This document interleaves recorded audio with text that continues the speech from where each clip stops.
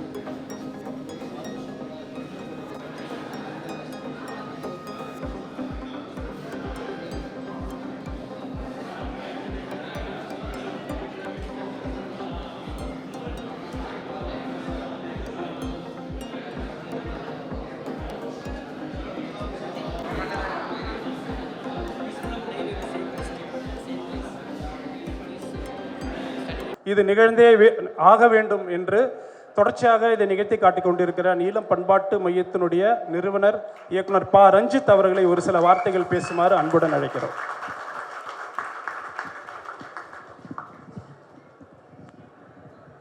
Jai Bhim.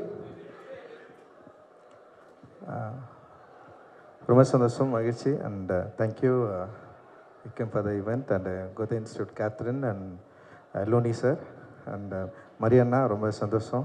And Natarajan வந்து செம்ம சூப்பராக அதை க்யூரேட் பண்ணி ரொம்ப பிரம்மாண்டமாக மாற்றிருக்காரு. அண்ட் தேங்க்யூண்ணா. And Jaisingh, thank you Jaisingh, you will me lot. And thank you sir. Okay. And வந்து தொடர்ச்சியாக இது ஒரு 4ஆம் ஆண்டாக இதை நிகழ்த்திட்டு இருக்கிறதுல வந்து உண்மையிலேயே ரொம்ப சந்தோஷம். இது ஒரு கனவு தான். அந்த கனவில் என்னோடு சேர்ந்து இருக்கிற எல்லாருக்குமே இந்த நேரத்தில் நான் நன்றியை தெரிவிச்சுக்கிறேன். அண்டு நீலம் பண்பாட்டு மையத்தில் அண்டு நீலம் பப்ளிகேஷன்ஸ், கூகை அண்டு நீலம் சோஷியல் அண்ட் நீலம் ப்ரொடக்ஷன்ஸ், இந்த மாதிரி வந்து நீலம் சார்பாக இயங்குகிற எல்லா தோழர்களும் வந்து தொடர்ந்து இருந்து இந்த நிகழ்வை தொடர்ந்து நிகழ்த்தி வெற்றியாக மாற்றி கொண்டிருக்க எல்லாருக்குமே வந்து நன்றியை சொன்னால் பார்த்தாது. ஏன்னா அது ஒரு மூமெண்ட் தான்.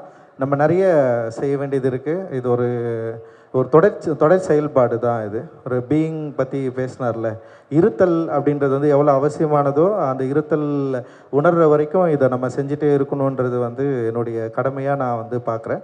அண்ட் என்னோடு தோல் நிற்கிற அனைத்து தோழர்களுக்கும் எனக்கு மிகப்பெரிய நன்றியையும் ஜெய்பீம் கந்த வணக்கத்தையும் நான் வந்து தெரிவிச்சுக்கிறேன். ஜெய்பீம். அண்ட் வந்து நான் இங்கே இருக்கிறேன்னா அதுக்கு முதல் காரணம் வந்து ஐயா சந்திர சார் மட்டும்தான். நான் சின்ன வயசுலேருந்து எனக்கு நிறைய ஆசிரியர்கள் இருக்கிறாங்க. எனக்கு நான் இப்போ பாத்திமா டீச்சரை பற்றி நான் சொல்வேன். நான் 3ஆவது படிக்கிறப்ப எனக்கு அந்த டீச்சர் எனக்கு எவ்வளோ முக்கியமானவங்கன்னு சொல்லிட்டு. அண்ட் வந்து அதுக்கப்புறம் 6th 7th அப்புறம் 11th 12th அப்படின்னு இருந்தாலுமே கூட வந்து எனக்கு வந்து நான் ஆசிரியர், அதாவது திரைத்துறையில் கூட நான் நிறைய பேர் ஒர்க் பண்ணியிருக்கேன். அண்டு எனக்கு வந்து ஆசிரியர் அப்படின்னு நான் சொன்னால் 2 பேரை சொல்லுவேன்.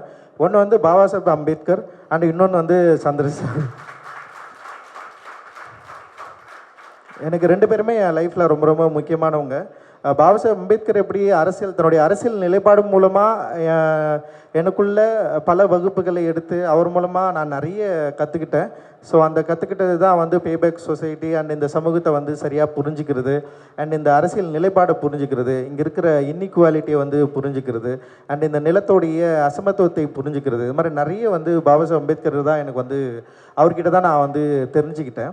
அண்ட் வந்து கலை இலக்கிய சூழலில் நம்ம யார், நம்ம என்னவா இருக்க போகிறோம், நம்ம யார்கிட்ட பேச போகிறோம் அப்படின்ற ஒரு ஆர்ட்டோடைய செயல்பாடு, ஒர்க் ஆஃப் ஆர்ட்டை பற்றின வேல்யூவை வந்து நான் முழுசாக தெரிஞ்சுக்கிட்டது வந்து ஐயா கிட்ட தான். அண்ட் வந்து அதனால தான் நான் வந்து ஒரு ஆர்ட் மீடியமாக இருக்கிற சினிமாவில் என்னுடைய கிராஃப்ட் வந்து இன்றைக்கி வந்து பேசப்படுது, என்னுடைய கிராஃப்ட் மதிக்கப்படுது. அது வந்து அதோட கலை செயல்பாடை வந்து மதிக்கிற இடத்துல வந்து நிற்குதுன்னா அதுக்கு வந்து முழு பொறுப்பை வந்து ஓவியர் சந்திர சார் மட்டும்தான். அண்டு ரொம்ப சந்தோஷம். அண்டு சந்திர சாரோட நிறைய பேர், அண்ணன் நடராஜன் இருக்கார், வெங்கட் அண்ணன் இருக்காங்க, அண்டு பிரபாகர் அண்ணன், நிறைய பேர் இருக்காங்க. அண்டு அவங்களுக்கு எல்லாருக்கும் இந்த நேரத்தில் நான் வந்து நன்றியை தெரிவிச்சுக்கிறேன். அண்டு அல்லோனி சார் பேசுகிறப்போ சொன்னார், நவீனம் அப்படின்றத பற்றி தான் நிறைய அதில் வந்து முறையிட்டார். நவீனத்தில் நம்முடைய இருத்தல் என்னவா இருக்குது அப்படின்றது தான் வந்து ரொம்ப முக்கியமான கேள்வியாக நான் வந்து பார்க்குறேன்.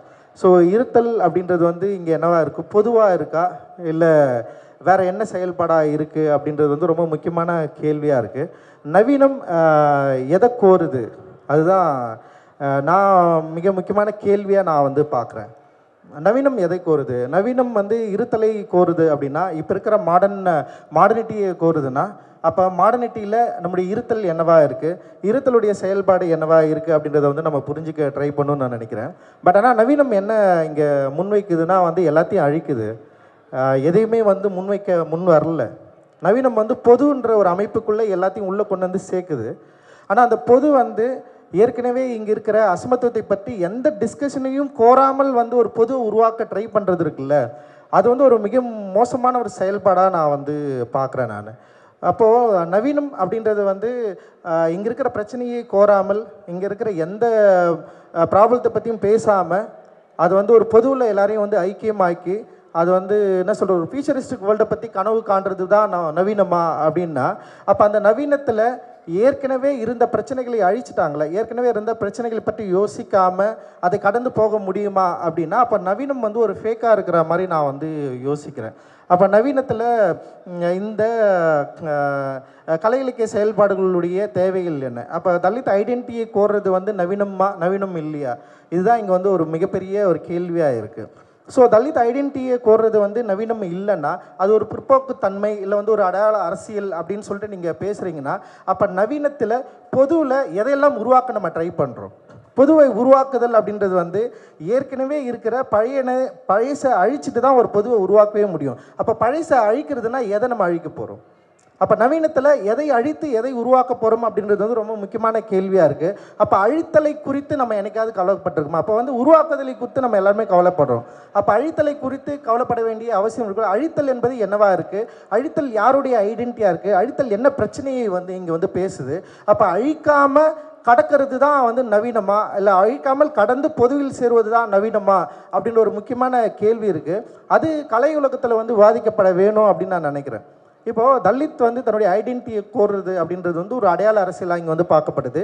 தலித் தன்னுடைய ஐடென்டிட்டியை கோருறது அப்படின்றது ஒரு சாதியமாக இங்கே வந்து பார்க்கப்படுது. அப்போது தலித் ஐடென்டிட்டி அப்படின்றது வந்து ஒரு அடையாள அரசியலாகவும் ஒரு சாதியாகவும் பார்க்கப்பட்ட இந்த சூழலில் பொது அப்படின்றது என்னவா இருக்குது? அப்போது இந்த அடையாள அரசியலிருந்து விலகி பொது வந்து ஒரு மையத்தை இல்லை வந்து ஒரு நவீனத்தை அப்படி கோருதுன்னா, அந்த கோருறதில் இந்த தலித் ஐடென்டிட்டி என்பது வந்து சாதியாகவும் இல்லை அடையாள அரசியலாகவும் பார்க்கப்படுது அப்படின்னா, நவீனம் உண்மையிலேயே வந்து ஒரு பொதுவான ஒரு அமைப்பை கோருதா அப்படின்ற ஒரு மிகப்பெரிய கேள்வியை நம்ம வந்து கேட்க வேண்டியது இருக்குது அப்படின்னு நான் நினைக்கிறேன். ஏன்னா ஒன்றும் இல்லை, இப்போ இந்த சுச்சுவேஷன் அப்படியே ஒரு 25 ஆண்டுகளுக்கு பின்னாடி கொண்டு போவாங்களா, இப்படியே தான் இருக்கும். இல்லை ஒரு 50 ஆண்டுகளுக்கு பின்னாடி கொண்டு போவாங்களா, அங்கேயும் அப்படியே தான் இருக்கும். ஏன்னா அப்போ வந்து பாபாசாஹேப் அம்பேத்கர் இதே மாதிரியான சூழல்களை எதிர்நோக்கினார். சுதந்திர இந்தியாவில் வந்து தலித் ஐடென்டிட்டி சொல்கிறது இல்லை வந்து பட்டியலின மக்களுக்காக பேசுகிறதே வந்து அவர் வந்து சமூகத்தை பிரிக்கிறாருன்னு சொல்லிட்டு திரு காந்தி அவர்களுக்கும் வந்து அம்பேத்கருக்கும் மிகப்பெரிய உரையாடல் நிகழ்ந்தது. அப்போங்குமே என்ன சொன்னாங்கன்னா, ஒரு சமூகத்தை பிரிக்கிற நோக்கில் வந்து பாபா அம்பேத்கர் செயல்படுறாரு, அவருக்கு வந்து ஒரு ஜாதிய எண்ணம் தான் வந்து மேலோங்கின்னு இருக்குது. ஒன்றா இருக்கிற இல்லை சுதந்திர இந்தியாவில் எல்லாரும் ஒன்றா மாறுற ஒரு இடத்துல வந்து பாபா அம்பேத்கர் வந்து பிரிவினையை தூண்டுறாரு அப்படின்னு வந்து ஒரு குற்றச்சாட்டு வந்து வைக்கப்பட்டது. ஸோ இப்போ என்னவா நிகழுதுன்னா, இப்போ தலித் ஐடென்டிட்டியை கோர்றது அப்படி இருக்குதுல்ல, அது வந்து ஒரு திரும்பவும் ஜாதியமாக பார்க்கப்படுது. அது வந்து கலை இலக்கிய சூழலில் வந்து ஒரு ஜாதியோட வெளிப்பாடாக பார்க்கப்படுது.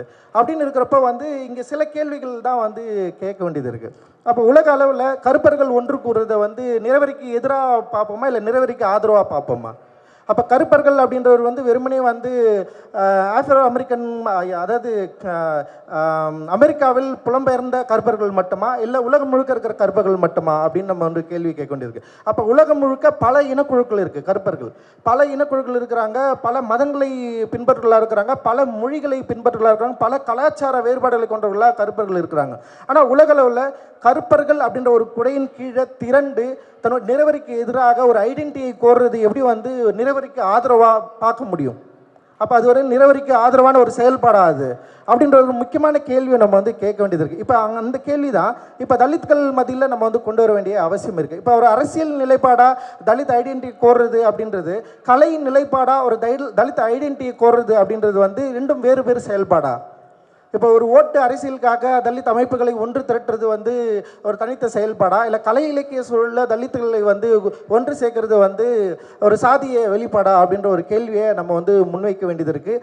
இந்த பிரச்சனை எங்கே இருக்குன்னா, சாதியவாதிகள் கிட்ட இது இல்லை. அவங்க வந்து இந்த பிரச்சனையை வந்து அப்படியே எதிர்மறையாக பார்க்குறாங்க. ஏன்னா சாதியவாதிகள் சாதிக்கு எதிரானவர்கள் அப்படின்ற ரெண்டு நிலைப்பாடு தான் இருக்குது. ஆனால் இங்கே முற்போக்கு பொதுன்னு ஒரு அமைப்பு இருக்குல்ல, பொதுன்னு அமைப்புக்குள்ளே தான் இந்த சிக்கலே உருவாது. அந்த பொது அமைப்பு என்ன சொல்லுதுன்னா, தொடர்ந்து வந்து இந்த சாதிய இறுக்கத்தை, இந்த சாதிய ஸ்ட்ரக்சரை வந்து பிரிவிடை இருக்கிற இந்த கலாச்சார வேறுபாடுகளை பிரிவை வந்து புரிந்து கொள்ள முடியாமல் ஏற்கனவே இங்கே பாதிக்கப்பட்டவர்கள் மக்களுடைய பெர்ஸ்பெக்டிவ்ல வந்து பார்க்க தவறி அவங்க என்ன பண்ணுறாங்கன்னா ஒரு பொதுவை கோர்றாங்க. ஒரு பொதுவிலிருந்து எல்லாம் இந்த பிரச்சனையை பார்க்கறது இருக்குல்ல, அப்படி பார்க்குறப்போ தலித் மனநிலையை வந்து சாதிய மனநிலையாக பார்க்கறது, புரிஞ்சுக்கிறது அப்படின்றது வந்து ஒரு மோசமான செயல்பாடாக நான் வந்து பார்க்குறேன். அது கலை இலக்கியத்தில் இன்னும் அதிகமாக இருக்குது. அப்போ கலை இலக்கியத்தில் வந்து தலித் ஐடென்டிட்டியை பேசுகிறதே வந்து ஒரு சாதிக்கு ஆதரவான மனநிலைன்னு பார்க்குறது இருக்குல்ல, எவ்வளவு ஒரு பிற்போக்கான விஷயத்தில் முற்போக்காரர்கள் செயல்படுறாங்க அப்படின்றது வந்து நம்ம கேள்வி கேட்க வேண்டியிருக்குது. அப்போ தான் இந்த நவீனம் அப்படின்ற முற்போக்கு தன்மை கொண்ட நவீனவாதிகள் இப்போ இங்கே இருக்கிற என்ன சொல்கிறது, ஒரு பிரச்சனையின் அடிப்படையில் ஒன்று திரள்கிற அல்லது ஒரு பிரச்சனையின் அடிப்படையில் எல்லாரும் ஒன்று சேர்ந்து தன்னுடைய ஐடென்டிட்டியை கோர்றதை வந்து ஒரு சாதிய நிலைப்பாடாக பார்த்து இதை வந்து ரிஜெக்ட் பண்ணுறது இருக்குல்ல, அந்த ரிஜெக்ட் பண்ணுற மனநிலை வந்து ஒரு கேன்சல் கல்ச்சர் இருக்குல்ல, ரொம்ப மோசமானதாக நான் வந்து பார்க்குறேன். இங்கே இதே லலித் கலா அகாடமியில் இதே கண்காட்சியில் எக்கச்சக்க ஆர்டிஸ்ட்டை நானும் பார்த்துருக்குறேன். ஆனால் இப்படி ஒரு கண்காட்சி நிகழ்வுது நம்ம கல்லூரியில் நம்ம கூட சேர்ந்த, நம்ம கூடவே இருந்த, பேசின நிறைய கலைஞர்கள், ஓவிய கலைஞர்கள் இருக்கிறாங்க. யாருமே இங்கே வந்து பார்க்கவே முடியல. எனக்கு புரியவே இல்லை. ஒரு கான்டெம்பரரியாக ஒரு குழுவை உருவாக்கி, ஒரு கான்டெம்பரரியாக நீங்கள் ஒரு குழுவை உருவாக்குறீங்க, இல்லை கான்டெம்பரரியான பாலிடிக்ஸை பேசுகிறீங்க, இல்லை வந்து கலை இலக்கிய உலகில் வந்து நீங்கள் வந்து மிகப்பெரிய மேதாவிகளாக இருக்கிறீங்க. ஆனால் உங்களால் இங்கே காட்சிப்படுத்தப்படுகிற ஒரு என்ன சொல்கிறது கண்காட்சிக்கு கூட உங்களால் வந்து பார்ட்டிசிபேட் பண்ணி இதை சப்போர்ட் பண்ண முடியலன்னா அந்த தேக்க நிலை யார்கிட்ட இருக்குது? உங்ககிட்ட இருக்கா, என்கிட்ட இருக்கா அப்படின்றது வந்து நம்மக்கிட்ட இருக்கான்றது வந்து கேட்க வேண்டிய கேள்வியாக இருக்குது. இப்போ இது ஏன் நான் சொல்கிறேன்னா, சந்திரா அவர்களை பற்றி அவரை சுற்றி நிகழ்த்தப்பட்ட மிக மோசமான தாக்குதல்களில் ஒன்று வந்து ஓவியர் சந்திர அவர்கள் சாதி ரீதியாக செயல்படுறாரு. அவர் கூட இருக்கிறவங்க எல்லாருமே வந்து எஸ்சி காஸ்ட். இதுதான் வந்து ஃபஸ்ட்டு நான் காலேஜுக்குள்ளே நுழைஞ்சவனே நான் வந்து பார்த்தது. பட் ஆனால் நான் வந்து அவரை ரொம்ப நாளாக பார்த்துட்டு இருக்கேன். அவர் கூட வந்து எஸ்சியை விட நான் எஸ்சி தான் நிறைய பேர் இருக்கிறாங்க. நானும் யோசிப்பேன். பட் ஆனால் சந்திர சாருடைய இந்த நிலைப்பாடை புரிந்து கொண்டவர்களாக அவர்கள் இருக்கிறார்கள். அதுதான் ரொம்ப முக்கியமானதாக நான் வந்து பார்க்குறேன்.